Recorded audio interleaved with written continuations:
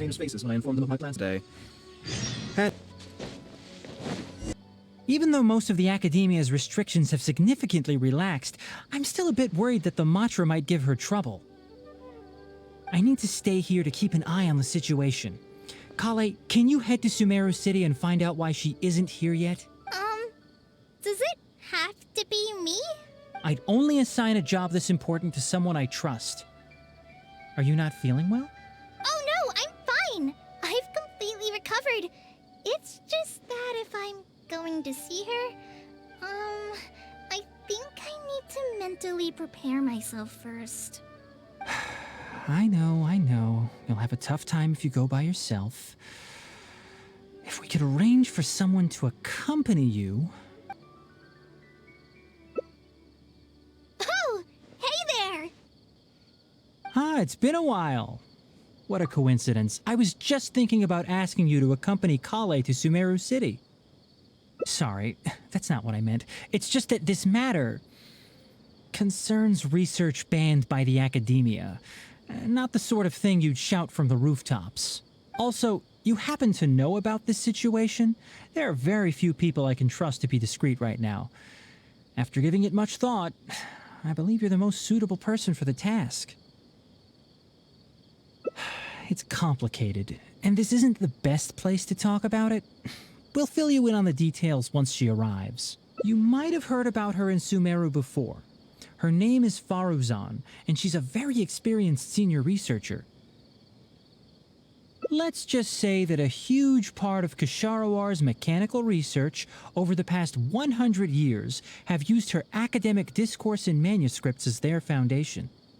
She is, but she vanished for 100 years because of a certain incident. She only returned to the Academia after being found in the wilderness a few years ago. Because of that, her current personality can be a bit, strange, as is her attitude towards Kale. I'm getting a headache just thinking about it. She doesn't have bad intentions, so you don't have to be scared. I'll try. Yes, Ksharawar and Spontamod researchers are often quite prejudiced, so I can't trust them with this matter. However, Faruzan isn't influenced by modern thinking. In our previous correspondence through letters, she indicated that she'd be willing to help. It's already past our arranged meeting time, but she still hasn't shown up. I don't think so. With her personality, it's more likely that she got wrapped up in some sort of trouble. Anyway, can you go with Kale to the Academia and check on Faruzan for me?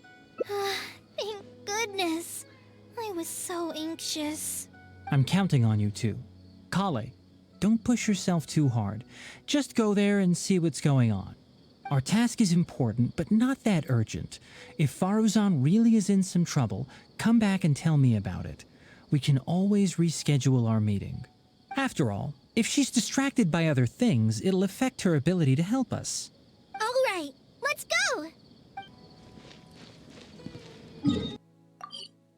Sorry, what did you say? Oh, could you repeat yourself? As you know, I'm sure, hearing goes with age. Faruzan, I said that you need to give us an answer. Yes. And did you forget to add madam when you addressed me earlier? Your hearing is perfectly fine. Madam Faruzan, we don't want to make things difficult for you. However, you haven't been teaching courses or supervising theses these past few years. Isn't this rather problematic as an advisor? Never mind the students, even other advisors are starting to complain. And who, if I may ask, complained? If they have any issue with me, tell them to talk to me themselves rather than waste any of your time. You don't have to tell me anything. I very well know that it's those people from Haravatat.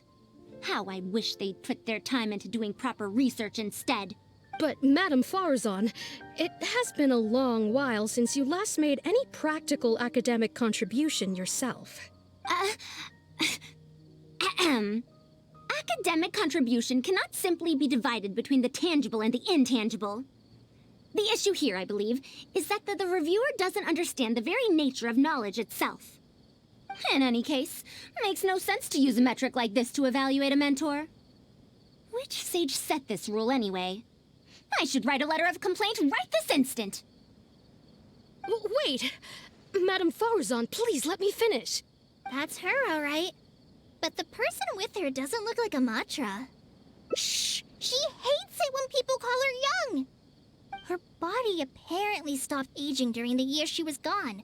So that's why she looks the same as she did 100 years ago.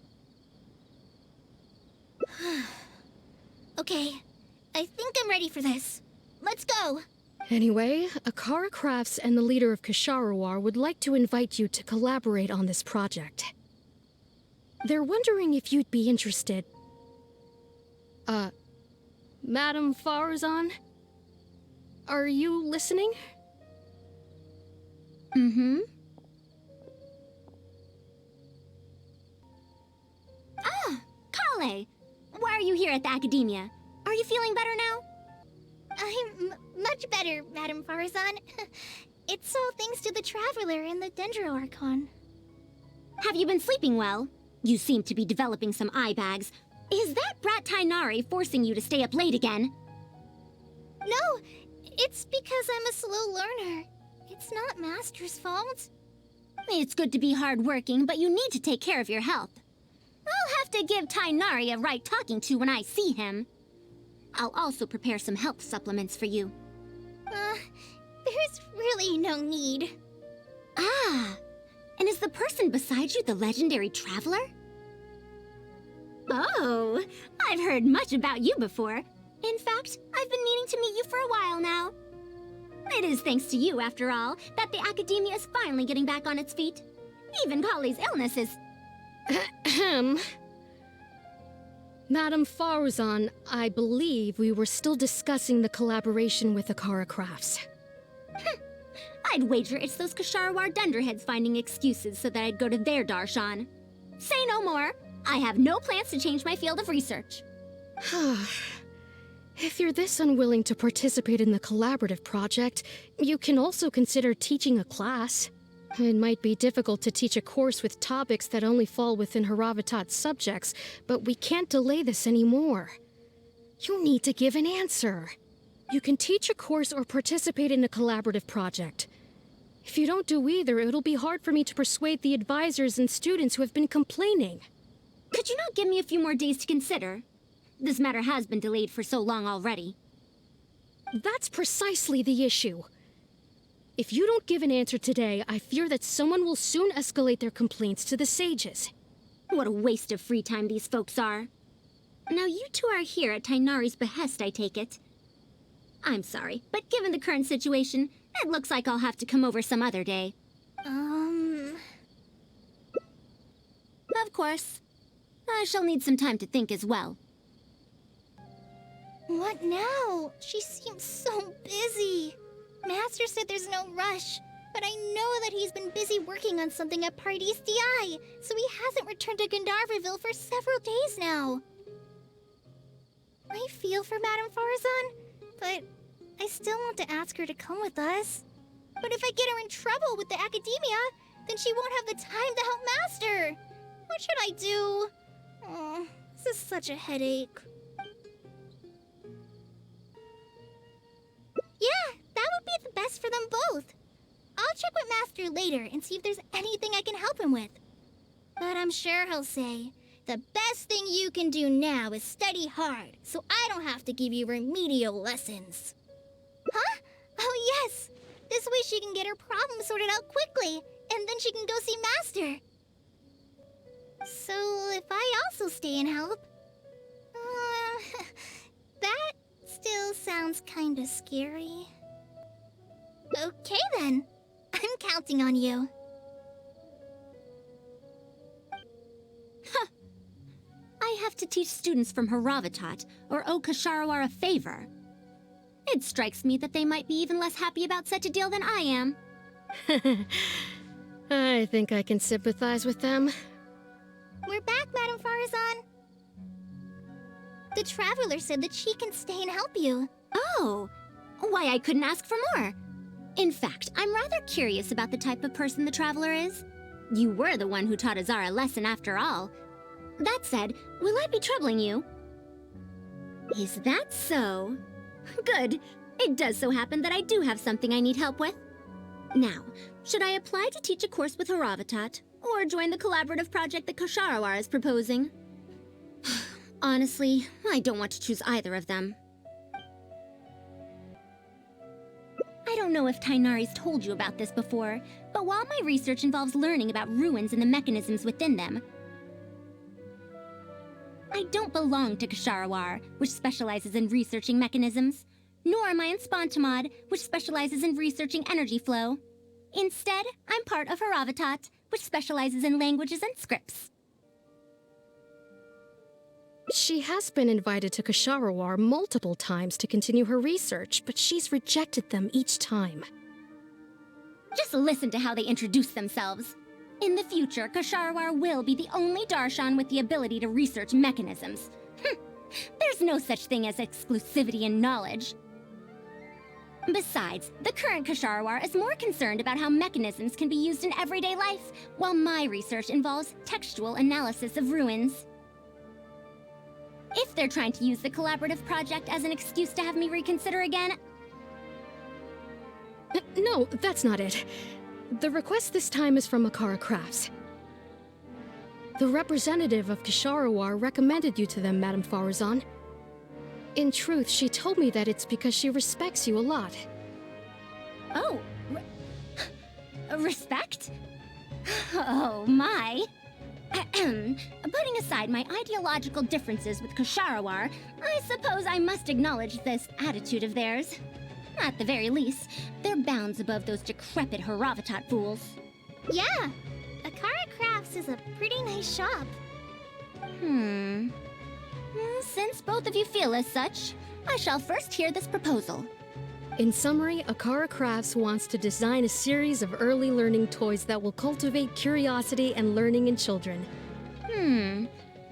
Early learning toys. Interesting. The academia agreed to work with them because they hope that these toys can help children become excellent researchers in the future. True. The current academia is in need of some new blood. If the children start learning now, perhaps I can find some talented students in a few years. Madame Faruzan, you still haven't found any students? Anise, Kasharawar's representative, should be staying in the inn at Port Ormos. If you want more details, you can find her there. Port Ormos? Now there's a place I haven't been to in a long time. I wonder how much it's changed. I probably can't join you since Port Ormos is a little far from here. I should probably go back and report to Master, and then review today's homework. No worries. Go do your homework, Kale. Once I'm done with everything here, I'll head over to Pardistii.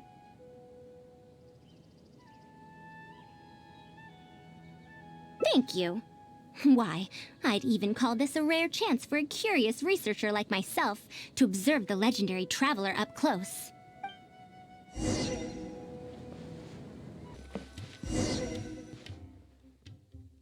Madame Faruzan! Oh, it's really you. Did you change your mind? All right, calm down. Let me be clear. I'm still not all that interested in Ksharawar. I'm just here to see how the project is going. After all, you are here as representatives of the academia in this collaboration. The reputation of all research is at stake here, so I will not simply stand by should mistakes get made. Either way, it's good that you were willing to come. Now, we've given Akara Crafts many ideas over the past couple of days. However, their owner thinks that our designs are too complicated, which will drive production costs too far up. That's expected. Students who have never had to deal with budgetary constraints probably don't understand how important it is to keep costs low. How enviable. Oh, If you join the Ksharawar, your budget will be as big as you want it to be. I guarantee it. That's enough. I will not repeat myself. Take me to Akara Crafts owner first, if you please. All right. He's usually at the slope up ahead recruiting volunteers to test out his toys. Let's just head over. Momdu, the one I recommended is here. Oh, so you're, Madame Faruzan? Yes, that's me. Ah, wonderful. We haven't been able to make any progress on our collaboration recently. We've made many suggestions, but Miss Anise thought that those ideas were too simple and wouldn't be effective in training the mind. These early learning toys are meant to help the academia train future researchers, after all. If they're too simple, then how are they any different from regular toys? But if they're too complicated, not only will they be expensive to produce considering our production capabilities, but they won't have much broad appeal to Sumeru's children either. So the design can't be too complicated, but it can't be too easy to play with either. I remember that in your notes, many contraptions have managed to fulfill complex functions despite using simple parts. Maybe we can do something similar with these early learning toys. The contraptions in my notes?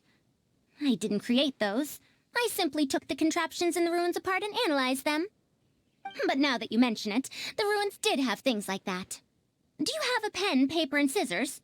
I'll make a paper prototype. You have an idea already?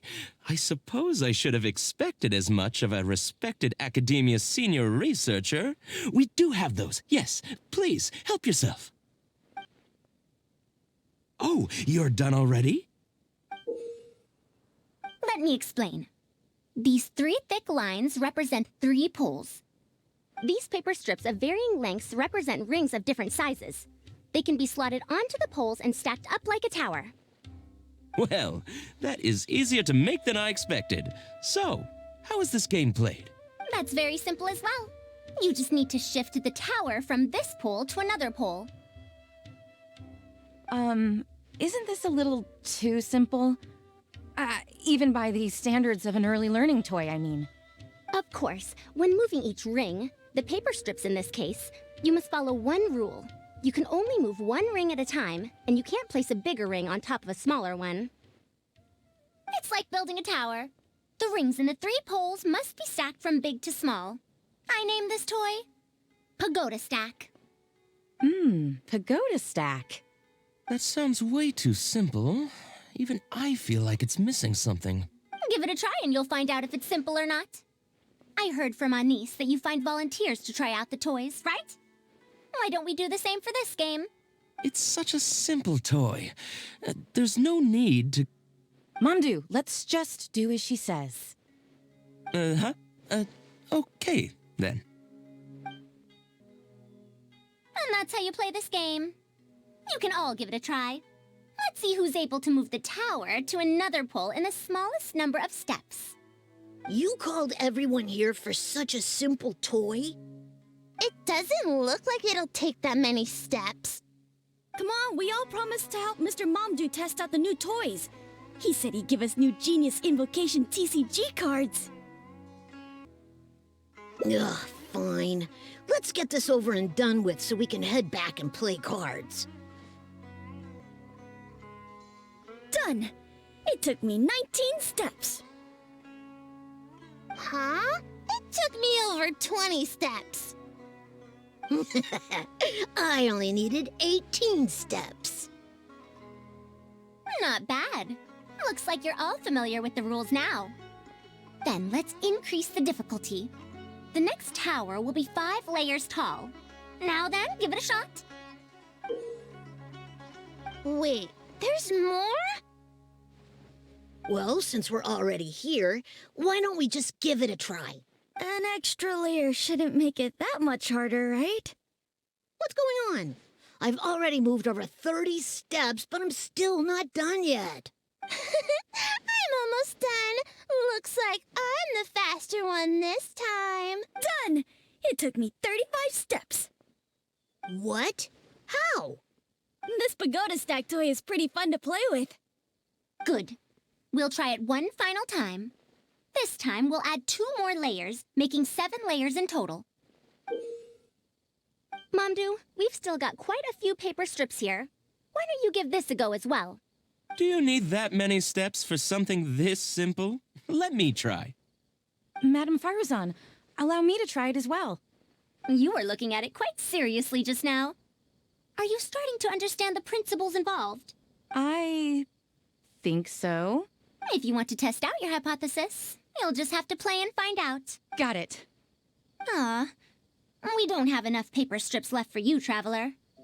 However, by the looks of things, you seem to have the game figured out. Why don't you guess what the lowest number of steps needed to solve a 7-layer pagoda stack is? Oh, color me impressed. You figured it out so quickly. Let's see how well they do then.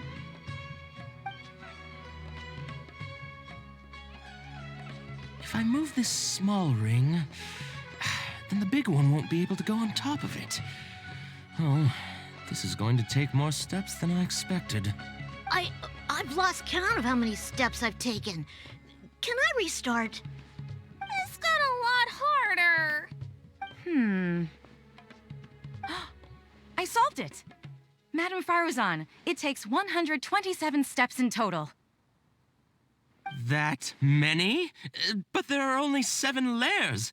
For every extra layer in the pagoda stack, the move order you need to consider becomes much more complex, and the number of steps required will at least double. More accurately, it will require double the steps, plus 1 each time. You did well. You didn't underestimate the principles behind it just because it's an early learning toy. The complexity of any given contraption isn't determined by the number of parts it has. The way the parts interact and the rules behind how it operates are important too. Oh, I see. No wonder you emphasized in your notes that no contraption should ever be underestimated. I see. So even a simple toy can become complex with the right set of rules. That's right. The rules used for Pagoda Stack are the simplest kind when it comes to ancient contraption-making techniques. I could spend some time picking out all those machines that do something similar and write you a reference book. Once that happens, you can give the volunteers the reference book and paper prototypes and find out which toy is the most popular. Do you have any other toys? Yeah! When can we play with them? In about 2 days or so, I think. Anise, if you're free, can you help me with the illustrations for the reference book? Of course. I'd be honored. 2 days should be enough for us to find more volunteers. Then we can organize a huge conference here, at which we can announce which toy we'll be making. You'd be most welcome. We need more people to get a healthy range of opinions. The more... Thank you for coming here with me today.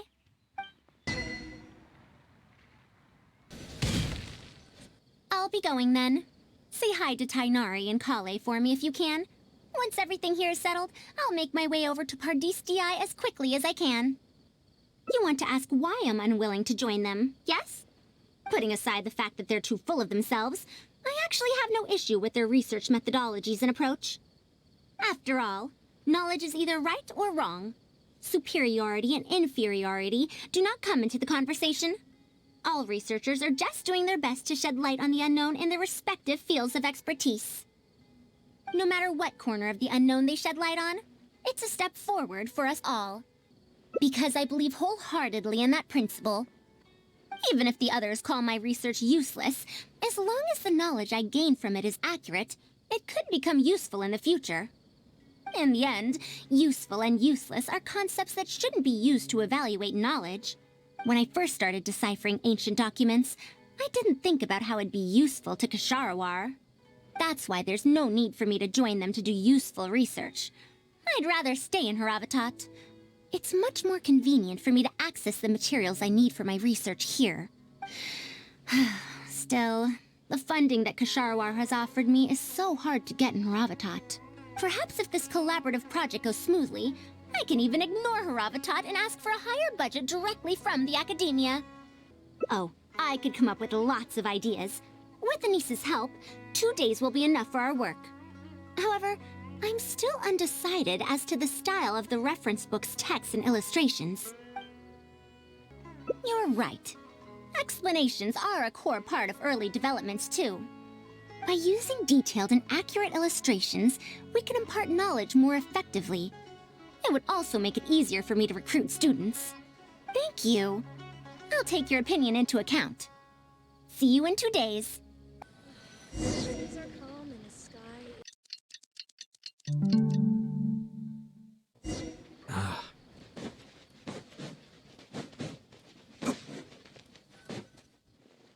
Oh, you're here. We're just starting to set up the venue. We've called up everyone we possibly could have. This is going to be quite the event. My masterpiece is going to be exhibited after all. Let's see what the Academia shall say about it this time.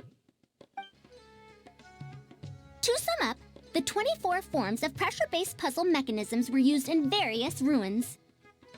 All right, let's go to the next page. Now, I'll explain the base layer design of elemental monuments. Are we done yet? Oh, I'm falling asleep. I don't understand any of it at all. Are these really toys? They sound a bit too dangerous to buy for children. Oh, Well, we've prepared paper prototypes for everyone. If you're interested in the mechanisms Madame Faruzan's talked about, you're more than welcome to try them out. Oh, this is no fun. Can I try another toy? I want to go home and play Genius Invocation TCG. forget it. I don't think anyone would be interested. I should go home and take care of my children. How did this happen? Forget about getting opinions from others. No one even wanted to stay and try them out. I'm sorry. I think we miscalculated. No, you simply gave suggestions. I was the one who decided to follow through. Anise, too, was only following my instructions. I will find a way to make up for this error. Please, give me some time. I'll write another reference book. Excuse me, but are you the one who wrote this reference book? Yes. Who are you? Ah, you're that man mountain who was in the crowd just now. Do I stand out that much? Well, I guess I don't look like someone who'd have anything to do with toys. Let me introduce myself. I'm Kamal, the branch master of Sumero's Adventurers Guild. What's the branch master doing here?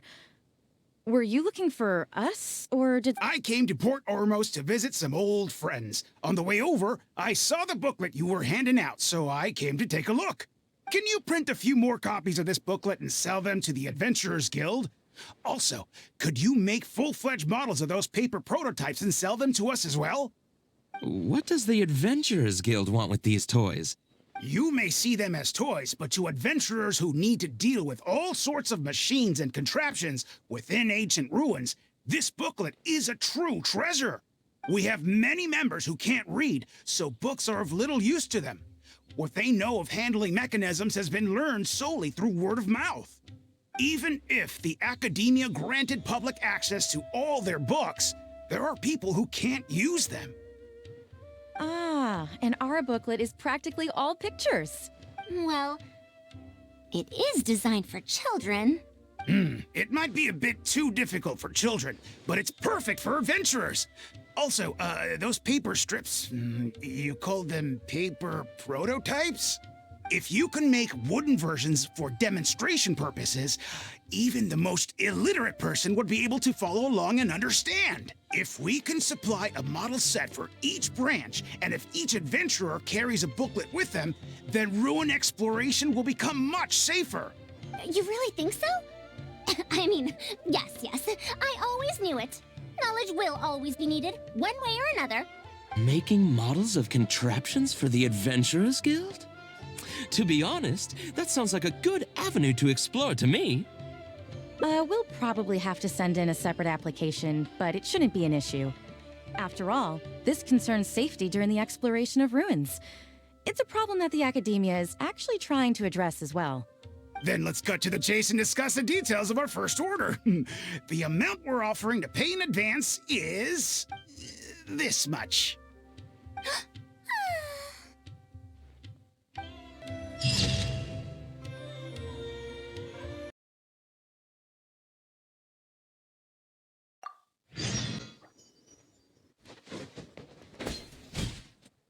I'll be going then.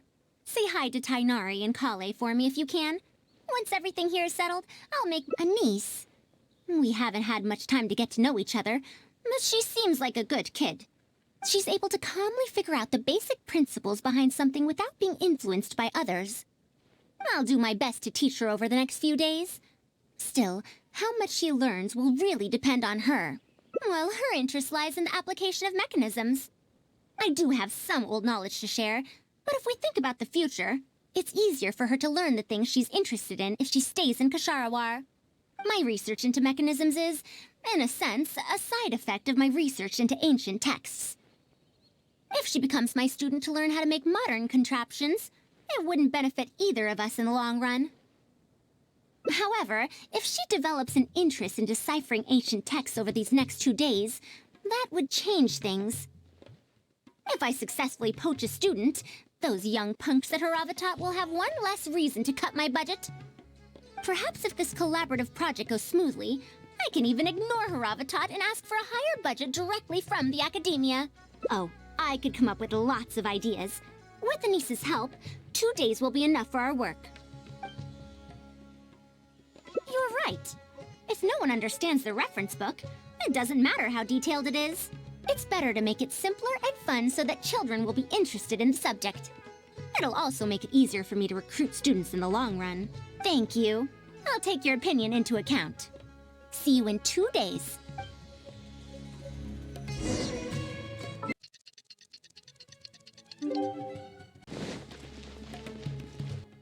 Oh, you're here. We're just starting to set up the venue. We've called up everyone we possibly could have. This is going to be quite the event. My masterpiece is going to be exhibited after all. Let's see what the academia shall say about it this time. And if we activate this little mechanism just like that, a Sumeru rose will appear at the top of the cane. Oh, I see. I thought it came out of thin air! It's amazing! If the mechanism was bigger, you could make a rabbit appear, right? Then you can't use a cane. Could you switch it out with a hat or something? You're applying what you learned creatively. Not bad. Let's look at the next page. If you fold an origami bird like this, it'll fly further and more stably. Whoa. You can make a mechanism using just a piece of paper? The principles at play are even more important than the parts that make up a mechanism. These are pretty cool. I'm tempted to try them out. I'm not that interested in toys, but if they'll be beneficial for children's development... Everyone, we have paper prototypes and craft materials that you can use to make your own toys. Come try them out. This is such a well-prepared event. I'll give it a go. But we want to play too! It's fine. We have a lot of paper prototypes and craft materials. All feedback is also welcomed. Oh, my origami bird flew further this time. Professor Faruzan, how can I make mine fly further? Just madam will do. Maybe in the future, you may indeed get the chance to call me Professor. You may wish to pay attention to these few details. Here, for example. All right, try it again. Wow, it really did fly farther! Madam Faruzan, will we learn origami at the academia? Of course you will. If you become a researcher, you can explore any field you like to your heart's content. In the future, if you want, you can even become one of my students. But Mom and Dad said that there are 6 Darshans in the academia. Wait, was it 7?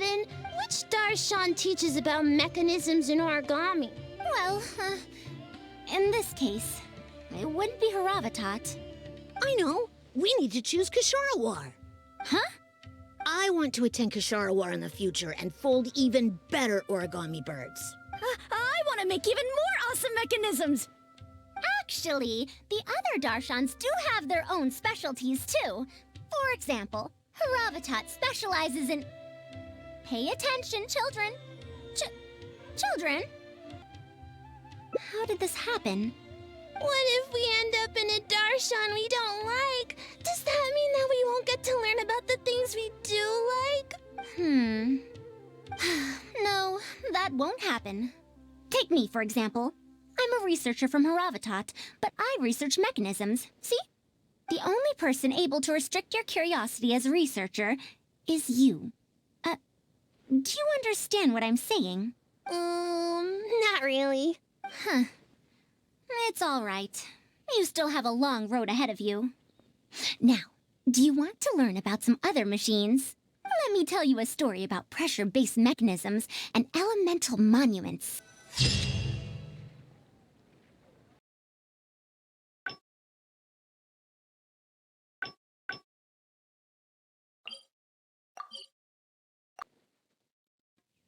What now? She seems so big. Master said there's no rush. I feel for Madame Faruzan, but if I get her in trouble... But if someone does complain to the Academia, wouldn't it make Faruzan's situation more awkward?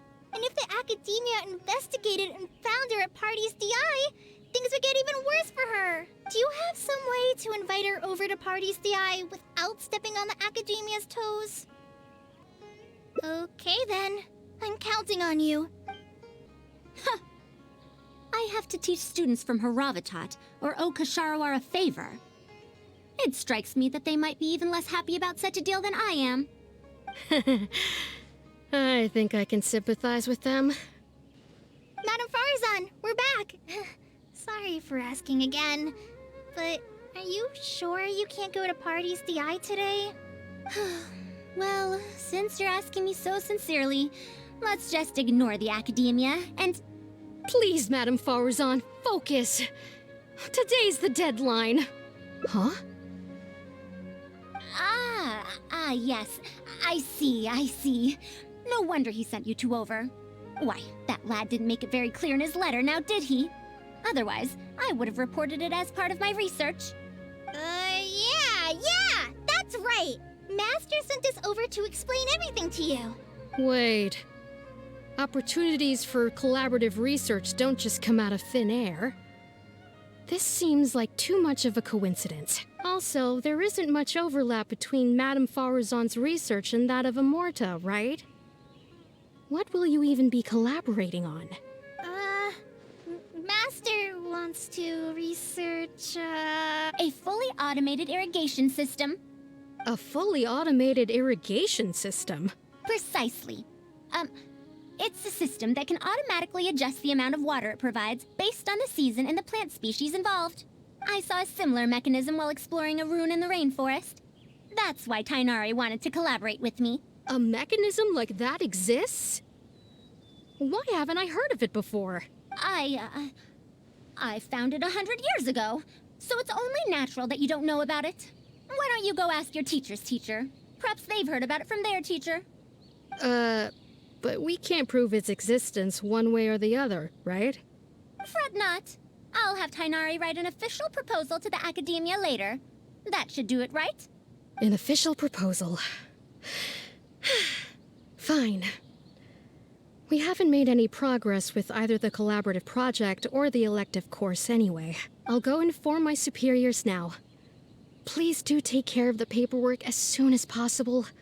Don't delay this any longer. Sure. I'll be sure to needle him until he gets it done. Phew. I think she bought it. Even though this is our first meeting, I must say, we make a good team. Wow! You made up that excuse on the spot, huh? Madame Faruzan, did you really find an irrigation system 100 years ago?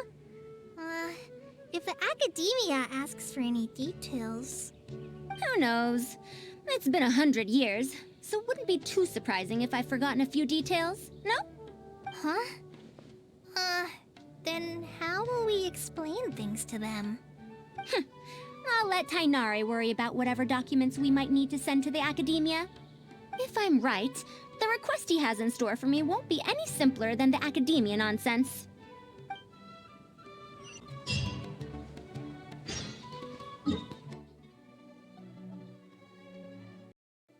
Master, we're back! Huh?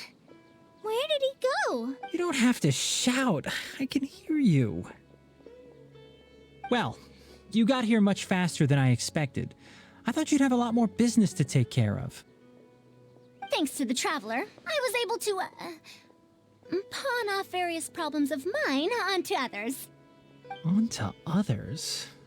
What does that mean? We can discuss that later. You're looking for me because of the thing you mentioned in the letter, right? That's right. Please, follow me.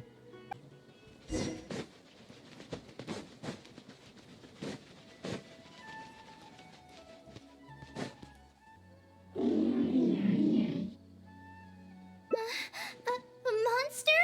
Why is there a monster here? Don't be scared, Kale. This is the mechanical life form the Traveler and I saved a while back. Its name is Karkata. It's the final work of a late junior of mine. You mean Abatui? He must have been a genius to create one of such polish all by himself. It's uncommon that a Spontamod researcher is able to create such an intricate machine. If he were still around, we could probably chat the day away. What a shame. Something seems wrong here. Have you been maintaining it? Mechanical life forms are much more fragile than they look. Is Karkata sick? Karkata has been lying down like this since a few days ago. It could be an old malfunction acting up again.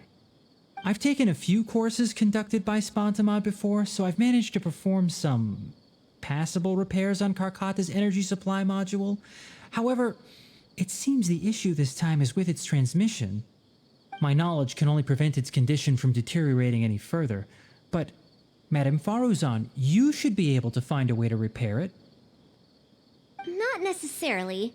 Mechanical life forms are created using techniques from alchemy, elemental science, and more. There are multiple modules here that influence each other. A simplistic knowledge of mechanisms will not serve here. You know that as well. Each mechanical life form is very different from the next. So even I cannot be sure if my understanding of mechanical life forms is going to be of any use to our little crab friend here. Karkata. Can you all go outside for a minute? I need a bit of space. Before I do a thorough check, everything we've just said is but conjecture. All right. We're counting on you, Madame Faruzan. We'll wait here till Faruzan finishes her inspection. In the meantime, I'd like to talk to you about her. Her past, huh? Quite a few people in the academia know about what happened to her. Perhaps it'd be best if I'm the one to tell you. I've told you before that she disappeared for 100 years, right?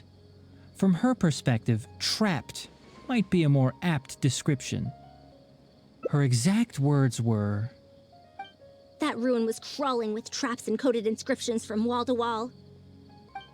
I did all I could to decipher the code and deactivate the traps to escape the ruin, but there was no way out. I lost track of time and I ran out of pen and paper. In the end, I had to use stone shards to write on the walls and on the floor to decipher the code. Then, before I realized it, I ran out of space on the walls and floor. I had to calculate all the possibilities in my mind. After that, my memory started to become fuzzy, and my cognition slowed down. she doesn't remember anything else, including the location of the ruin and how she finally managed to escape. When she was found in the outskirts of Sumeru a few years ago, she looked exactly the same as she did 100 years prior. However, she was in a stupor and struggled to form sentences. Only after a lengthy recovery period could she speak again. The academia speculates that she must have gotten trapped in an unknown ruin while researching machines a century ago. And because of the ruin's special properties that halted her aging, she was able to use those 100 years to crack the trapping mechanism and then escape. Though she had finally broken free, 100 years had passed. Everyone she knew, and everyone who knew her, was already gone. In the end, even the academia had to rely on century-old records in the Akasha to confirm her existence. Don't make that face. I'm not telling you this because I want to drum up sympathy. She wouldn't want others to pity her because of past events. Rather, she sees that period of entrapment as an experimental error. As a researcher, she must accept everything that results from her experiments, even if they don't fall within expectations. Even after going through so much, she's returned to Sumeru and still hasn't given up on her research. Due to changes over the years and drift in academic subjects, she holds some rather strong opinions about the current academia, and she has no shortage of detractors herself. What I want to say is that no matter what era we're in, Faruzan is a true senior researcher in every sense of the word. She has her own deep understanding of various ruins and machines. If there's a chance, you should talk about them with her. It'll definitely be helpful for your journey. Master, Madame Faruzan's done. Oh? Let's head over. With any luck, she might have figured something out. I never thought that I'd encounter a restitution module once again after 100 years. Abattoir really installed quite a few impressive things on this. If my guess is correct, this mechanical life form has displayed attempts at self-sustenance before, right? Such as collecting parts to repair itself, for instance? It used them for something else, but as far as its design goes, it does have a function like that. I knew it. If I'm not wrong, Carcata's issue lies with its restitution module. Abatui's modified this module extensively, but the core parts and design philosophy are very similar to the principles as I know them. They are all based on principles learned from the ruins. The creators of the ruins machine once tried to create a perpetual mechanism that could replace life or even surpass it. The restitution module is the result of one of their countless attempts. It replicates the behavior of living things to achieve a self-repair function. However, the energy required in maintenance of the module became an issue. Energy consumption? Maintenance? For example, a living thing's heart can deliver nutrients and blood to various organs. However, the bigger the living thing, the more powerful the heart needs to be. Once the heart is damaged, it'll be hard for that living thing to heal itself, and even the function of other organs can be affected. Thus, the attempt wasn't widely adopted. Even 100 years ago, I'd only seen it once before. Oh dear, this is going to be a problem. Based on my current research, I'll need to swap out the damaged parts in the restitution module to repair Carcata. But like I just said, the module is rare, even by the standards of ancient machines. Not only that, but there is very little related research documentation available. Finding suitable parts would be like trying to find a single gear in the vast desert, to say nothing of the difficulty in making those parts from scratch. One can only wonder where Abattoir found the original parts. I might have an idea. Abattoir was, for a time, quite passionate about excavating the Great Red Sand. This was when he had just gotten expelled from the academia. You mean to say he found a restitution module in the desert? Well, that is indeed possible. But the desert's huge! How are we supposed to find the parts that Carcata needs? According to the Academia's records, no similar parts have been found in the Great Red Sand over the past 100 years. If we want to try our luck, we'll have to explore ruins that have never been explored before. I do know that a Vahumana researcher formed an expedition team after the sandstorms and earthquakes subsided. They are now exploring areas of the desert that used to be difficult to access. Should we ask them if they've made any new discoveries lately?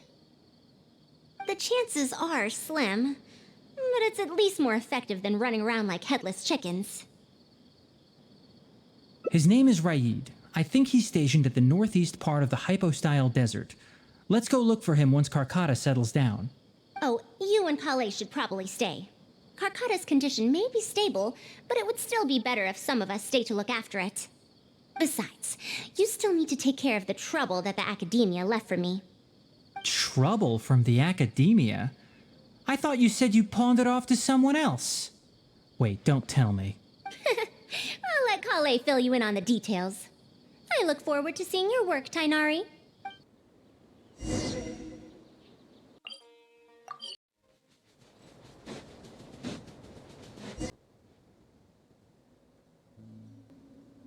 What is this? Halt! Mr. Raid's permission is required to proceed any further. That still won't do. Mr. Raid told us to keep people away from the ruins so they don't damage the site. Damage the site? I've excavated more ruins than you visited restaurants. Which batch of students is Raid from? I want to see him right now. He isn't at the campsite now. You should all leave. Only he can give you permission to enter. What a stubborn guy. You're right. Even if there is new information, we still have to wait for him to come back so we can ask him about it. So let's just see what we can find out from the people here. I'm going to give that Raid a good talking to when he gets back. Starting from who in the world mentored you? Halt! Mr. Raid's permission is required to proceed any further. The ruins? Don't know anything. We were only hired to deliver water and supplies to them. Forget excavation. They won't even let us get close to the camp where they're staying. This area used to be ravaged by frequent sandstorms, but it's been calm lately for some reason. They say that this was done by a single traveler? But seriously, is such a thing even humanly possible? That machine looks amazing! Could it be the legendary Ruin Wanderer? The location seems to fit too. Might that legend actually be true?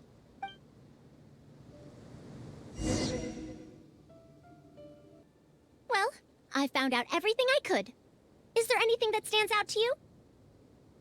To be honest, the ruins were difficult to excavate in the past, but they really are much safer now thanks to you. However, I'm more concerned about this Ruin Wanderer they speak of. Ruin Wanderer. That's the first time I've heard that name. But that wreckage did seem a bit weird. It's a bit far away, and I can't really say for sure from this distance. Perhaps we should ask the villager from before about the legend first. Huh? What are you guys doing back here? I wouldn't blame you for not knowing about it, youngsters. After all, it's a tale that's over a decade old. It's said that this monster, the Ruin Wanderer, traversed through various ruins for centuries. Many adventurers had claimed to see it while exploring. Some said that it was like a giant, while others said that it was like a beast. However, none knew why it wandered the ruins. Then, about 10 years ago, we stopped hearing any news about it in Sumeru. No one has seen it since then, and the legend has since faded into memory. You youngsters probably don't know about the Ruin Wanderer nowadays, but it was famous for centuries. Centuries? Impossible. I heard nothing about it back then. It could only have been around for a few decades at most. Wait, back then? Indulge my curiosity for a moment. Why do you think that wreckage is the Ruin Wanderer? Well, I had also heard that secondhand from... You heard that nonsense from the Eremites after they got drunk, right? Who are you? Madam Faruzan, it is a pleasure. I'm Raid, the one who organized this archaeological expedition. I'd heard of you at the Academia, but I didn't expect to run into you here. Truly, it is an honor. And this must be the famous traveler, I presume. What brings the two of you here? Have you found any special contraptions and relics in the ruins that you've been investigating? I'm ashamed to say that we haven't found anything noteworthy, even though we've been investigating for a while now. Really? That Ruin Wanderer isn't noteworthy to you? I'm afraid those are mere rumors. Really, I sometimes wish that those people would put as much effort into their work as they do into gossiping. You're right, sir. I'll get back to work now. The wise do not buy into rumors, so it is said. I believe that you too, Madam Faruzan, do not put any stock into such baseless talk. It is also said that real knowledge shall come from practice. I can help you research the excavated relics and see if I can find out anything new about them. You can take credit for any new discoveries. I believe this offer to be sufficiently attractive. In truth, I could ask for nothing better than your help with our research. However, you two must be tired after a long journey. I'd feel bad if I set you to work immediately. It's getting late and my subordinates and I are heading back to the camp to rest. Why don't you find a place to spend the night first? We can continue our discussion tomorrow. There's a tent that the villagers occasionally use to rest. It's a bit simple, yes, but I hope you won't mind. Since you need to rest as well, let's do just that. This is quite far away. Are they trying to prevent the villagers from eavesdropping on them? This suits us just fine, though. This way, they won't overhear our conversations either. Now, I have my suspicions about this archaeological expedition team and that machine wreckage. I only caught a quick glimpse, and it was from a distance. But based on the condition of the armor and joints, it didn't seem like something that had been lying around for centuries. At most, I'd estimate that it only stopped moving about a dozen years ago. Yes, the timing coincides with the spreading of the legend. Now, assuming that it really is the Ruin Wanderer, how do you suppose it was able to maintain a relatively good condition despite high-intensity operation over the course of several decades? That's right! Technically speaking, the module shouldn't be able to move such a large machine chassis. However, I'm basing my knowledge on the mechanical life forms I've seen before. Well, this was over 100 years ago. It was a machine about the same size as Karkata, actually. It couldn't carry heavy objects or fight, and was only able to help me record some notes. It also helped me deliver letters home. I found it near the desert, which is why I wondered if there might be more restitution modules buried around here. Honestly, people in ancient times might have already solved the problem of providing enough power for all I know. I'll need to research this properly. Had I confronted Raid right there and then, he would have said that he couldn't tell that the machine was special. Then he'd just hand it over to the Academia obediently, and he'd get away scot-free. If the wreckage were to be handed to the Academia, it'd be much tougher for us to do research on it or get spare parts for Karkata. Anyway, we should figure out what they're planning before making our next move. They insisted that we should stay the night, which means if they're trying to pull a fast one on us, they're likely to try tonight. We must be vigilant. Are those sounds coming from the excavation site? I knew they wouldn't be able to wait. They must be scared that we might discover something tomorrow. Not a single person guarding the campsite. This must be quite the manpower expenditure. I'll see if they left any clues behind at their camp. Keep watch and help me stall them if it comes to that, would you? All right. I'm counting on you. Why isn't the tent here yet? We need to switch it out tonight. It's still on the way. I'm afraid this is the first time we're delivering such a huge one. You good-for-nothings are just a load of trouble, aren't you? We wouldn't have to deal with these interlopers if you had kept those lips of yours from flapping. Hurry up and hide our current tent and deliver the new one to me tonight, no matter what it takes. Huh? Who's there? I'm sorry. I'm just a bit upset because my subordinates aren't doing their jobs properly. When did you get here? It's nothing. Just a tent. We didn't pack up all our tents from the last campsite. Some of them, along with a few people, have been left there. Someone damaged our current tent, so I'm trying to get my subordinates to get one from that previous campsite delivered here. The relics in the ruins are highly valuable, so I'm worried that treasure hoarders and bandits might try to steal them. Since the tent isn't here yet and I can't fall asleep, I came here to patrol. Well, these things are antiques after all. There will always be people interested in buying them. I hired so many people precisely because I was worried about that happening. Speaking of which, I'd like to ask, is the Academia really aware that you've traversed through the desert to come here in the middle of the night? Also, where's Faruzan? Why isn't she with you? I'm right here. Also, you forgot to address me as Madam. Sorry, Madam Faruzan.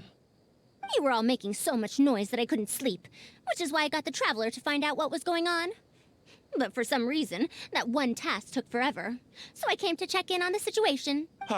I'm very sorry for disturbing your rest. I'll tell my subordinates to be quieter on patrol. Good. Come on, Traveler. Let's head back. Yes, we came to check out the situation, didn't we? Well, we've already done that. We should get better rest so that we'll have energy to investigate tomorrow.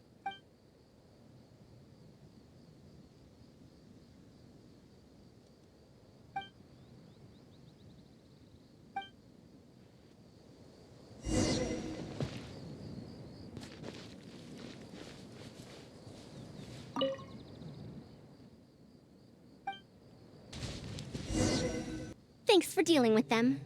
Now, I found something good on my end. These are the excavation records from their campsite. According to them, the ruins have been raided before, with numerous traps and contraptions having already been triggered. I also observed the wreckage up close earlier. The weathering is nowhere near as extensive as on the relics that have been buried for over 100 years.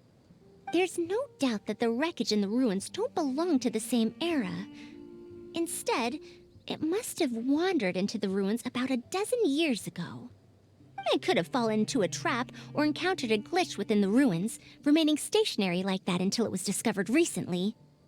However, I still don't know why they'd want to hide it. I have no doubt that the researcher could definitely reach the same conclusion I did. The last few pages of the excavation records are written in code, which I still need time to decipher. The answer may lie within those pages. It's just wordplay. And if anything, that's my wheelhouse. Just a bit more. Ah, I see now. Help! Please help! Why are you running away? Come back! Protect me! What's that sound? Is it the Ruin Wanderer? Reactivated? That's impossible! Is this the work of some kind of hidden mechanism? Never mind. We have to focus on saving lives first. I'll cover them. You go stall the Ruin Wanderer.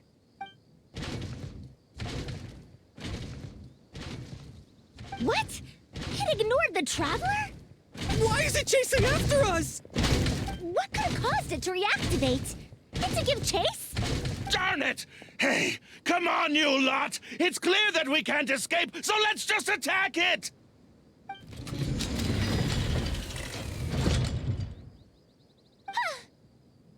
It stopped? Hey, you guys, get up there and tell me what's going on. But what if it suddenly moves? You good-for-nothings. Why is everyone I hired so useless? Move! I'll do it myself. Looks like this thing's parts can't handle the load of functioning anymore after years of disrepair. When it first reactivated, I was wondering if it'd be as amazing as the legends had pegged it to be. I didn't expect it to be so much weaker than it looks. How disappointing. Disappointing, you say? Now, is that because you won't be able to sell it for much?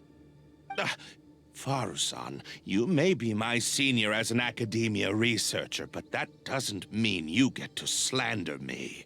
You wrote these excavation records, did you not? Or perhaps calling it a ledger might jog your memory a bit better. I don't recognize that thing. January 3rd, excavated 5 tenths. January 5th, 3 tenths sold. January 10th, 1 special tent pre-sold. It must quickly be switched out with an old tent. You're supposed to be an archaeological expedition team, and yet here you are, secretly selling the relics and profiting from it. When you believed that you had found the wreckage of the Ruin Wanderer, you tried to switch in wreckage that you had excavated previously to pull the wool over the Academia's eyes. After all, there would probably be many wealthy buyers interested in purchasing the legendary Ruin Wanderer in the black market, yes? And then we arrived just before you could finish your work. That forced you to speed up your plan, and you tried to complete the switch overnight before I could investigate the wreckage. In your haste, however, you accidentally activated the Ruin Wanderer instead. Did I get that all right? I don't know what you're talking about. You lack the curiosity befitting a man of knowledge, nor do you have respect for mechanical life forms. You're not fit to be a researcher. Ridiculous. Curiosity? Respect? I'm not here to hear you preach. Hey, we're leaving. Mr. Aid! Behind you?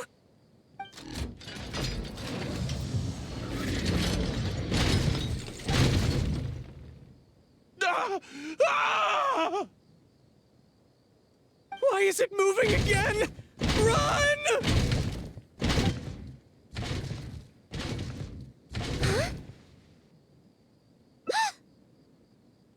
Some said that it was like a giant, while others said that it was like a beast.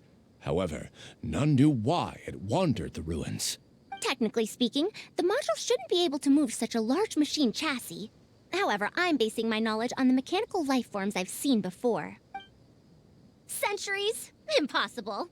I heard nothing about it back then. It could only have been around for a few decades at most. Why is it chasing after us? So you've been looking for me this whole time?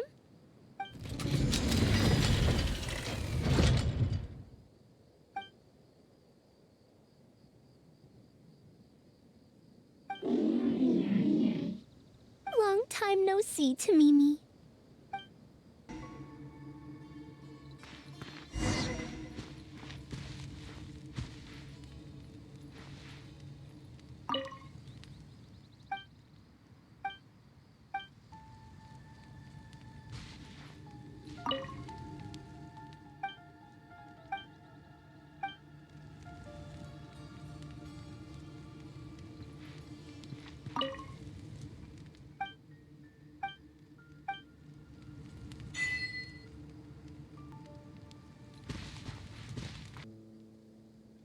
Dear Faruzan, I hope you're doing well. It has been over 20 years since you went missing. People from the academia keep telling us to give up and that you're most likely dead. But somehow, I feel like you're still alive. Yes, that you live still in some corner of this world. You've always been persistent, able to shine no matter what situation you face. I believe that this persistence serves you well in surviving and finding your way home. Unfortunately, I likely won't be able to welcome you home when you do. I don't have much time left, and my reflexes have slowed. Others keep telling me to stop exploring ruins. Only Tamimi is still the same as before, always running off to places which you've been to. Your teacher and friends came up with an idea to remodel Tamimi, so it can search for you in our place. You didn't like coming home back then and would always get Tamimi to send a letter back. Now we're leaving a letter with Tamimi. I wonder if it'll ever be delivered to you. I don't know the answer to that question, but if you ever read this letter, I hope it'll be when you've already found your way home. I regret not being able to say this to you myself, but I'll still feel sincerely happy for you. My dear daughter. Welcome home, Faruzan. Look at you, Tamimi. You've changed so much after all these years. Thank you for waiting for me all this time. I've safely received the letters. Your work is done now. You can sleep. Tamimi, the mechanical life form I encountered back then. When I would go on expeditions, it would follow me, take notes for me, and send my letters home. When I met with that accident, it was on the way to deliver a letter for me. I once thought that I'd never get to see it again. I didn't expect my teacher and others to remodel its self-repair function, upgrading it to self-learning. And so, in order to plumb the depths of unknown ruins and overcome dangerous traps, it repaired and modified itself using parts it found along the way. 1 decade of wandering became many, and soon, Tamimi, which used to be incapable of even moving heavy objects, became the Ruin Wanderer, all so it could deliver these last letters from them to me. The strain to support such a huge body must have turned out to be too much for your heart, right? Even after the remodeling, its restitution module still can't function perfectly in perpetuity. It has been pushing itself beyond its limits over the past few decades. Just like a living being, mechanical life forms have a limited lifespan. It probably became trapped in the ruins all those years ago because its shelf life had run out. It most likely only reactivated because it detected my presence. And then it mustered up everything it had to deliver that last letter.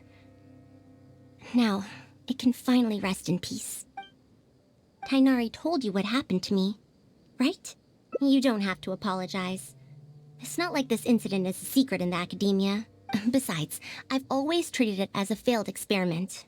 As a researcher, I must accept this result. However, finding out that so many people were affected by my failure does make me feel somewhat conflicted. Can you head back to Pardis DI first?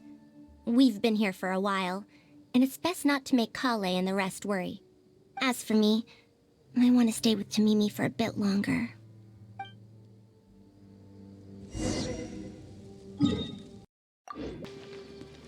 You're back! How was your journey through the desert?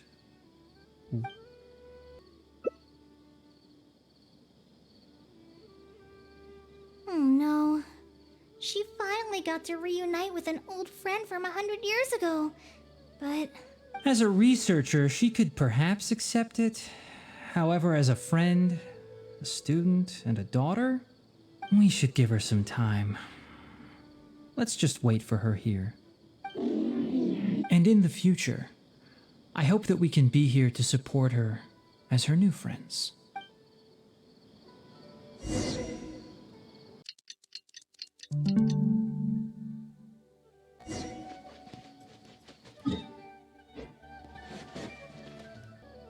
I'm back! What? Is there to be no welcoming party? We've all been waiting for you, Madame Faruzan. That's more like it. Now, here are some components I brought back from the desert. Switch these out with the ones Karkata is using right now, and it'll be back in ship shape. Huh? Why do you all look so solemn? Come now. Liveliness befits youngsters more. Madame Faruzan, did these parts come from... Come now. I thought that you must have encountered some major problem. This isn't something you have to worry about. Well, it looks like you already know everything, but no need to feel bad. Like I said before, as researchers, we must learn to accept our failures. Tamimi had been operating beyond capacity for a century, and I'm unable to repair it with my current abilities. Not even with these parts. It would thus be much better to use them to extend Karkata's lifespan. As a senior, it is only right that I do something for the people who come after me. That holds true for both researchers and machines. Besides, I didn't say that I would be giving you these parts for free. They will only be used for Karkata temporarily. Otherwise, you wouldn't be able to help me with my research. I'll be sure to revive Tamimi once I've fully deciphered and replicated the creations of the ancient civilization.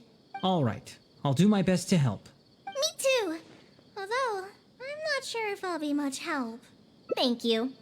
If they could remodel Tamimi successfully even back then, there's no reason why we won't be able to do even better. And when that day comes, I'll be sure to say, welcome home, Tamimi.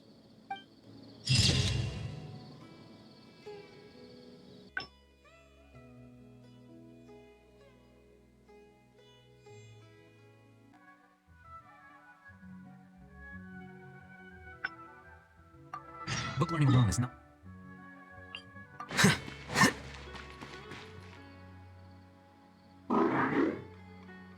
You're back! How was your journey through the desert?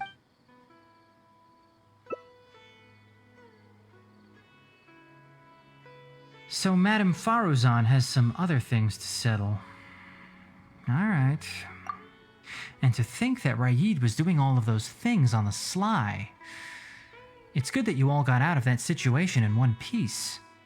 Madame Faruzan will be able to repair Karkata when she gets back, won't she?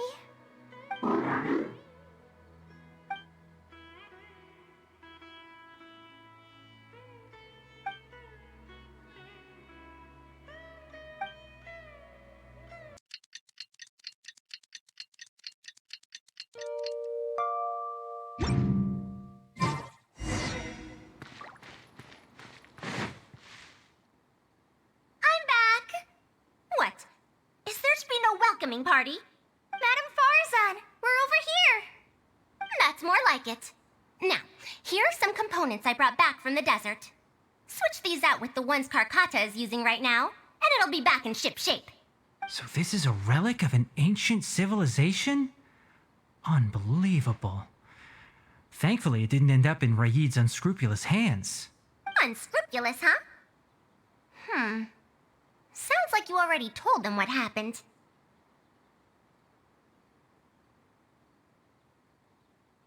Is that so? Thank you. We will talk about everything else later. It's nothing. I've already given all the evidence we have against Raid to the Academia. They're going to be very busy. Too busy to bother us, I'd wager. I'll start repairing Karkata then. Kale, can you help me out? Of course!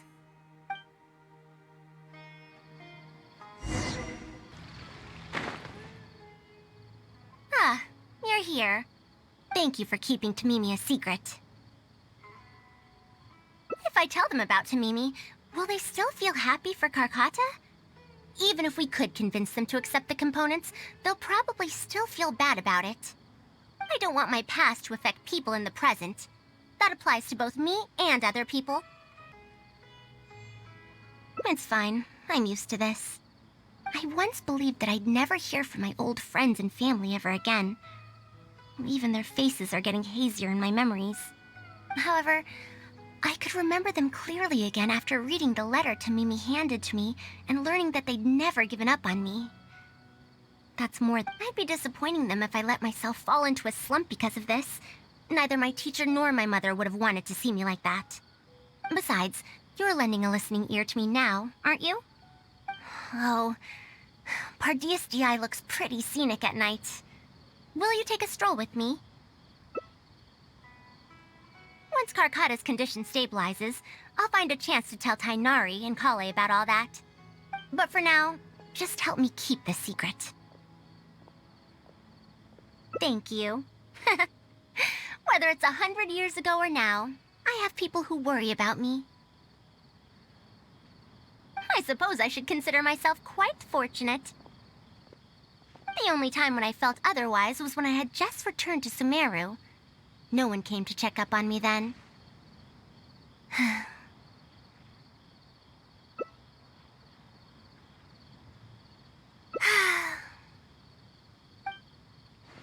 Yeah, I'm home.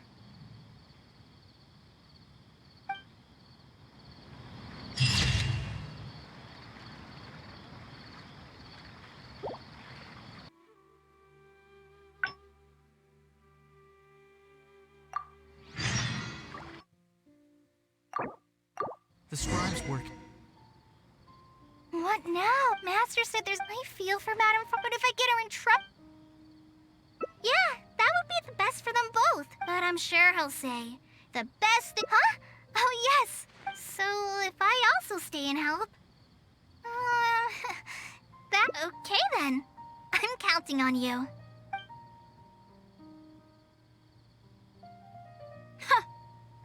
I have to teach students from Haravatat, or owe Kasharawar a favor.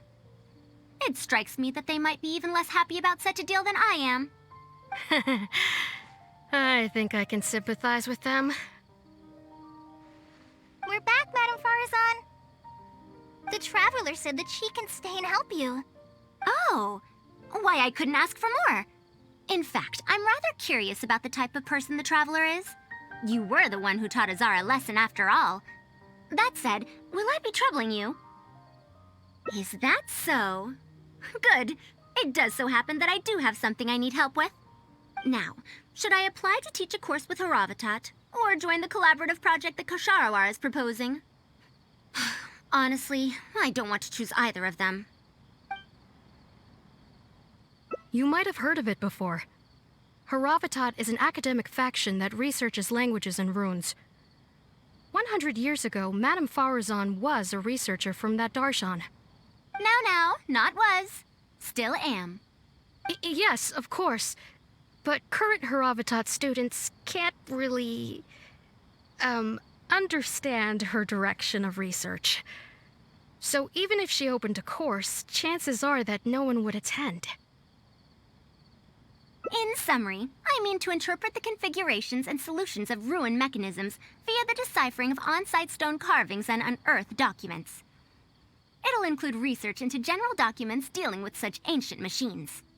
The research method is supported by Haravatat, yes, but the content deals heavily with both ruins and mechanisms.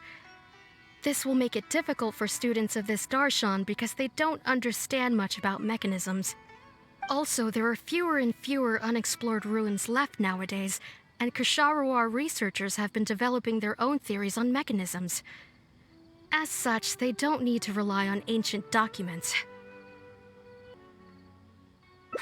They're far too complacent. Ancient mechanisms are more dangerous and complex than one might imagine. I'm telling you, things weren't like this 100 years ago. All researchers back then were interested in exploring knowledge from a variety of topics. They also gave more respect to unknown mechanisms.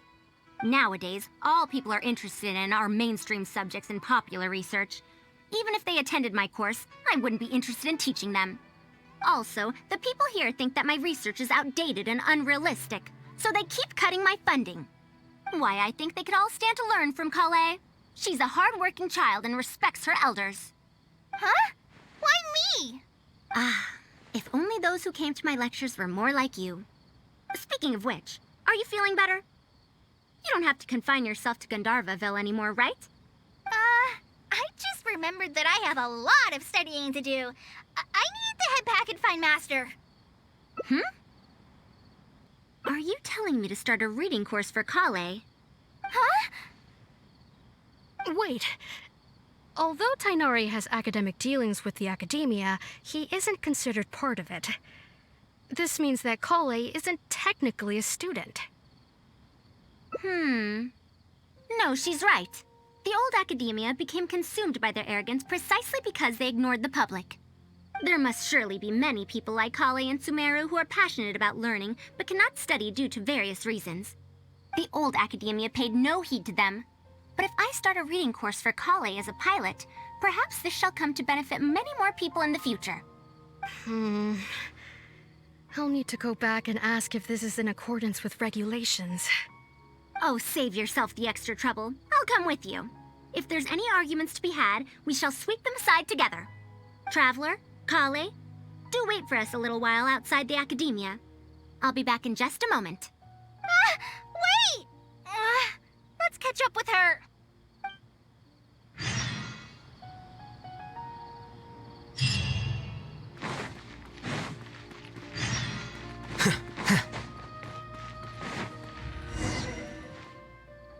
I can't believe she rushed right in after we arrived. She's really headstrong. Oh, how did things turn out like this? No, not really. Madame Faruzan is a brilliant scholar. Even Master thinks so. If she's really going to teach me how to read, it'll definitely be much better than me bashing my head against the wall. It's just that she can get a bit too passionate sometimes. I don't know how to handle that. Maybe it's because she wants to take me in as a student? It's just like that researcher said. The academia has completely changed during the 100 years that Faruzan was gone. I don't really get it, but it does seem like Haravitat's students aren't optimistic about the prospects of doing research with her. Students who are interested in mechanisms and applications of the elements generally enroll in Ksharawar and Spontamod. Madame Faruzan also refuses to accept random students just to make up numbers. She still hasn't found a student she likes, even after all this time back. But she seems to like my attitude toward learning, so she often asks me if I'm willing to become her student. It's because I'm a slow learner that I have no choice but to stay up late and study. Whenever she compliments me, I feel really guilty. It's not that. Madame Faruzan respects my choices. She hasn't been trying to persuade me, especially since she knows I need to rest and recuperate. She sometimes brings food to Gandharvaville for me, and each time she says that Master can't find out. Now that you mention it, it does feel a bit like that. Do I really look that young? Kale, Traveler, thank you for waiting. The issue has been resolved. I argued with the higher-ups and convinced them of the practicality and necessity of educating the general public. If I'm not mistaken, they're the students of my classmates' students. They're a lot less forceful than their predecessors, though. I'd say they caved rather quickly. Amazing. It's just that we need to fill in every single page of the application. It's been a century, but the academia is as picky as ever. Let's see now. What do we need to fill in? Course name, learning objectives, teaching methods, course materials. I suppose we can fill in the course name last. That's a bit too general, I'd say. After all, this class's target audience isn't toddlers or children, but rather people who already know the basics of reading. As such, we'll need a more specific learning objective.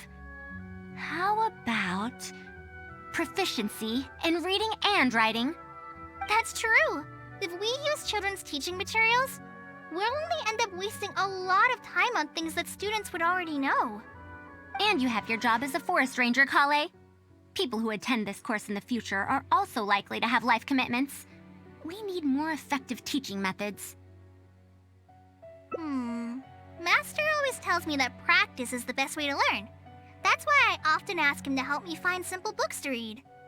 It must have been difficult to get books in Sumeru in recent years, no? Tainari really went the extra mile for you. Expanding literacy is a capital notion. Now that the academia is easing restrictions on the circulation of books, there should be more people who have become interested in reading. It's a great time to conduct this course. So that's next on the list. I fear that I'm at a loss as to which books youngsters like nowadays.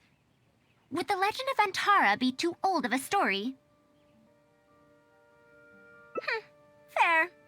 Kale, what have you been reading lately? Me? I've been reading light novels from Inazuma. I heard that ever since we were allowed to sell books in Sumeru again, some people set up stalls at Treasure Street to sell light novels. I've been meaning to go there and check it out. Light novels? This is my first time hearing about such a thing, but I doubt I will procure suitable teaching materials from the House of Dana. Treasure Street it is. Wait for us, Madame Faruzan! You wouldn't think someone as fast as her is over 100. Let's pick up the pace and catch up to her. Yeah. What a long and mildly ungrammatical title. And why is the cover so colorful? Is this your first time seeing a light novel, ma'am? Oh, they're the most popular of books nowadays. Would you like me to recommend something? Fine. One shouldn't judge a book by its cover after all. May we browse through the books here? Of course. Why don't you try this one? It's Outlander Brigade, When the Wind of Death Blew Towards the Blonde Samurai. I heard that this book's author describes action in vivid detail. Now I've only skimmed through a few pages, but it feels like it's all fight scenes. There are only subjects and predicates, and the syntax is a tad simple. Subjects? Predicates?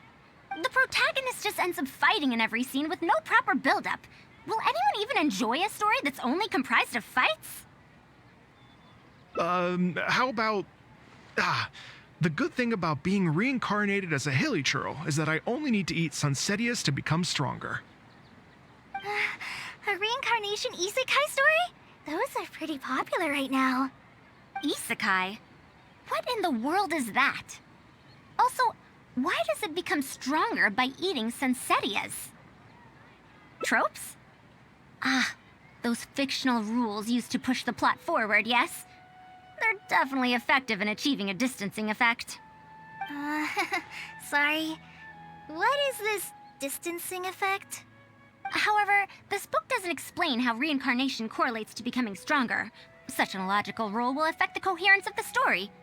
Will readers really accept this? How about this? I had to fight tooth and nail to get this in stock.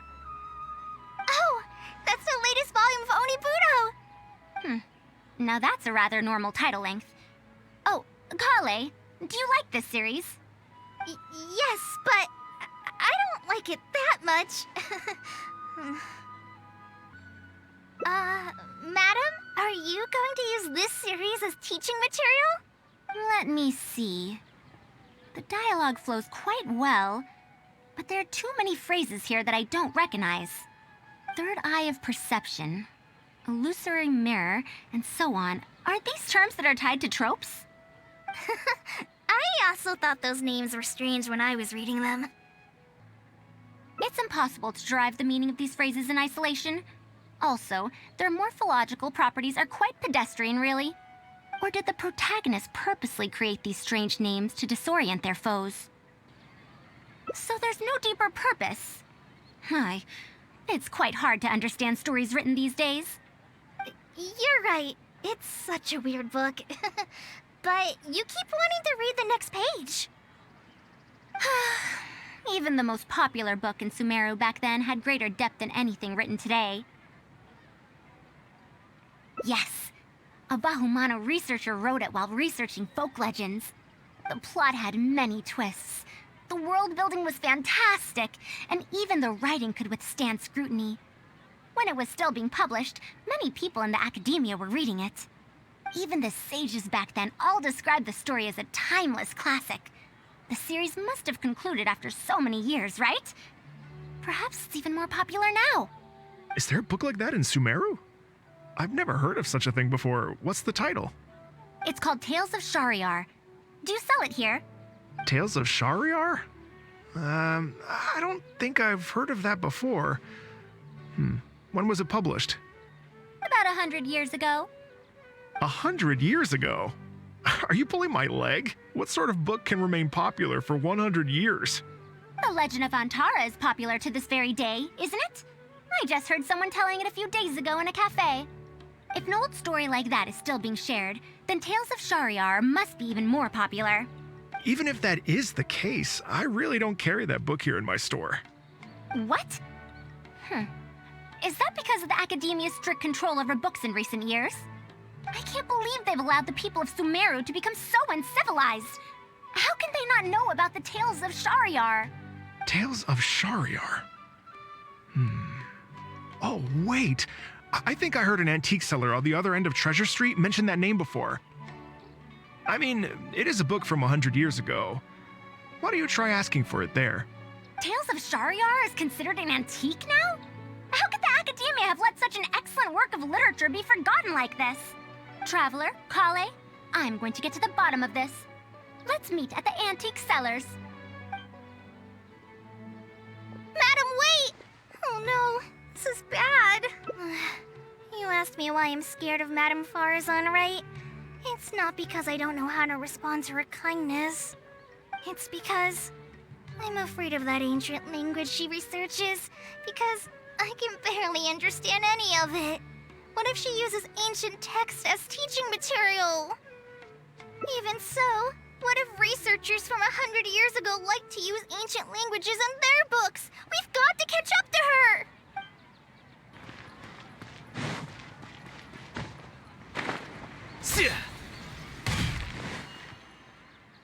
Found it!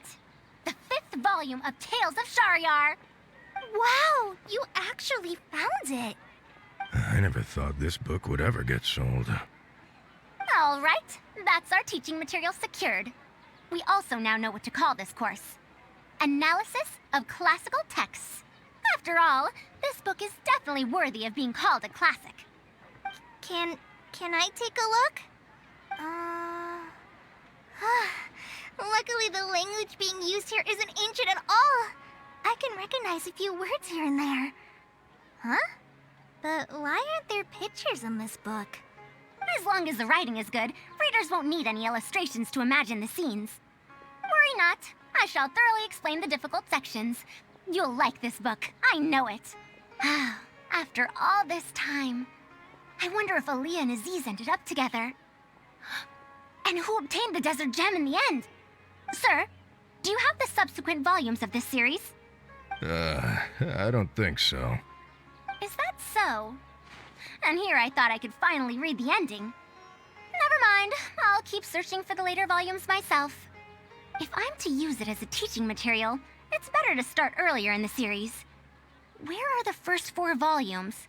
Why aren't they all together? I don't have those either. Actually, this is the only volume I have. Is this series really that popular? No. It's not popular at all. Rather, there's absolutely no demand for it. No demand? Impossible. Back then, I'd come across at least 3 groups of people talking about it during a single stroll at the academia. Seriously? No one told me that this book was anything special when I first got it. Where did you get this from? Can you still contact the seller? I'm afraid not. This book was sold together with a whole bunch of antique furniture. I didn't even notice it initially. Otherwise, the Matra would have come knocking. Wait, is this book actually worth a lot?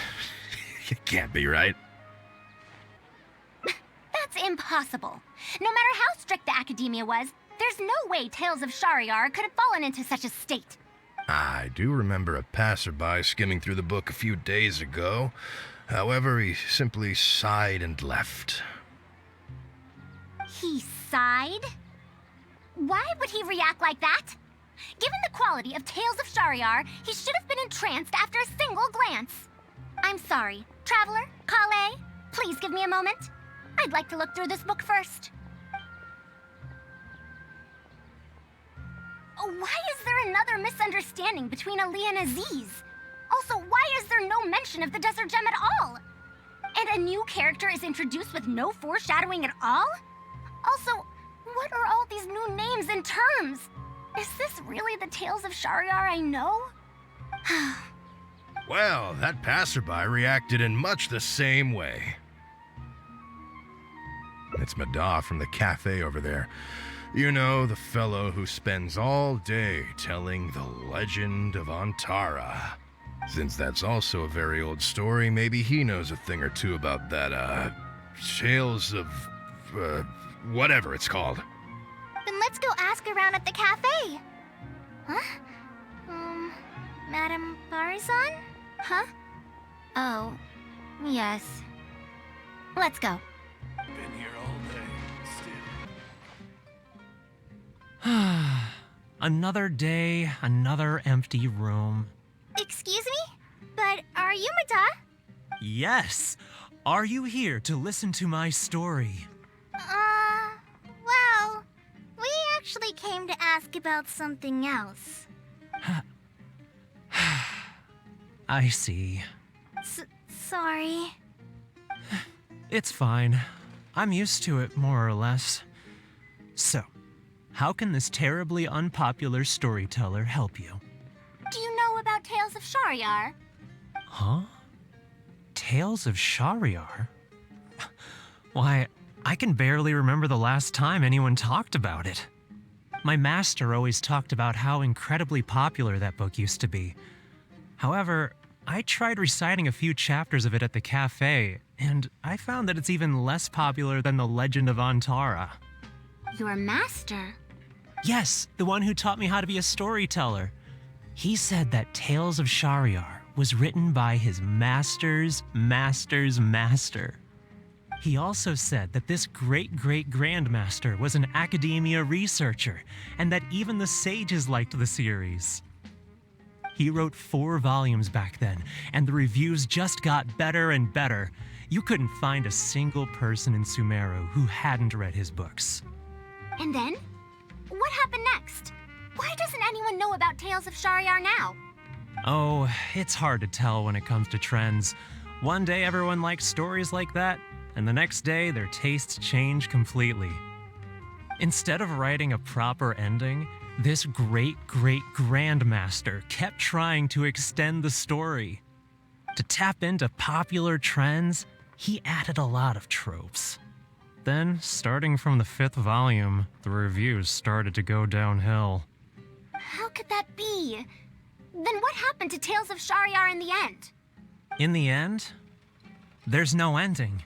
The great-great-grandmaster tried to write a few more volumes, following whatever trends were popular at the time, but the trends kept changing right as he published his books.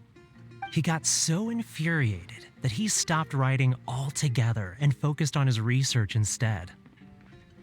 What? So there's no ending? The readers didn't care? By that time, only a very small number of people were reading Tales of Shariar. Anyway, my master probably exaggerated. How could a work possibly have been that popular? The only tangible thing my great-great-grandmaster left is the original draft of Legend of Antara. He also left behind many theses from his research phase. When my master talked about Legend of Antara, he'd even quote from those theses. My master is a much better storyteller than me. Even when we're telling the same story about Antara, he's always able to draw in a huge crowd. But even he won't recite Tales of Shariar due to its ever-changing writing style and its lack of an ending. So, Antara's story is the one that lasted through the years. Well, not even sages can definitively ascertain the quality of something like a story. In the end, only time can separate the classics from the fads.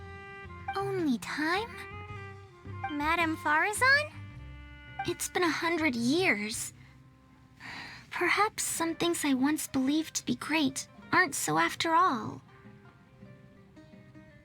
Yeah! Master helped me find a lot of famous books at first, but in the end, I realized that I couldn't get into them. No matter how good those stories are, I can't improve my skills if I can't bring myself to read them in the first place. I think the best books for me are the ones I like. Huh. Indeed. That is true. Readers' interests and trends of a time are not things that are so easily predicted. What was popular 100 years ago could be completely forgotten in modern times. And yet, 100 years as far as history is concerned is but a blink of an eye. If Tales of Shahryar hadn't chased after trends and instead stuck to its original style from start to finish, it might have stood some chance of gaining renewed popularity. No, even if that didn't happen, at least it would be a work that was true to itself. Huh? Our conversation just got a lot more serious. I don't really get what you're talking about, but it does sound sensible. Looks like I also have to hang in there and tell Antara's story well. How unseemly. I almost got carried away because of a single book. Well then, we should get back to the matter of our teaching material. It looks like we can't use Tales of Shahryar now. No, it's much too old. Oh. Kale, you found a book that you liked at the bookstall, yes? Yes, but I don't really... Then we'll use that book as our teaching material. Now that I think about it, using a book that you like is the most suitable choice for teaching you how to read. As for the academia, as long as we come up with an appropriate course name, we should be able to get away with this. My, it sounds like you've dealt with the academia before. Let's go with that. Now then, let's return to the book vendor in a bit and buy the latest volume of this Onibudo for Kale. But if I wish to use it as teaching material, I have to read it first. Huh? Speaking of which, other than third eye of perception and illusory mirror, I also espy some unfamiliar phrases from the reader's messages at the back of the book. Such things as, even if it reminds me of my dark history, I still can't help but be drawn in by the story. And the author has written all the things that I only dare whisper into a tree hollow. Why do people use dark history to refer to awkward or embarrassing memories? Is this some slang that was invented in the last century? If one of our learning objectives was researching linguistic changes over the past 100 years, it might make it easier to get these books approved as teaching material. Oh, I can tell you what that's all about. Apparently, in their youth, some people used to imagine themselves as someone burdened by fate, fighting against the world, etc. But as they grew older, they started to become embarrassed by such memories. Some would write those fantasies into novels, while others would entrust such tales to tree hollows. Mata, you know, I suddenly have the urge to hear a story about Antara. Huh? Why so suddenly? I knew it. There will always be people who love the golden oldies. Now, let me tell you all about the ancient hero, Antara.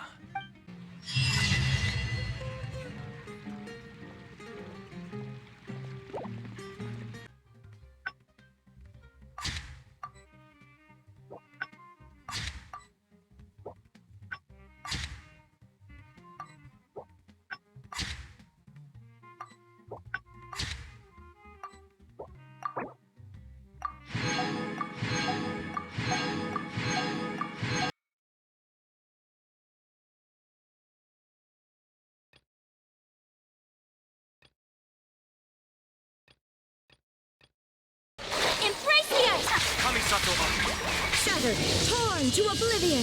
As one with wind and cloud. Fallen leaves, adorn my night. Freeze to the core. Vengeance will be mine. Flickering candlelight.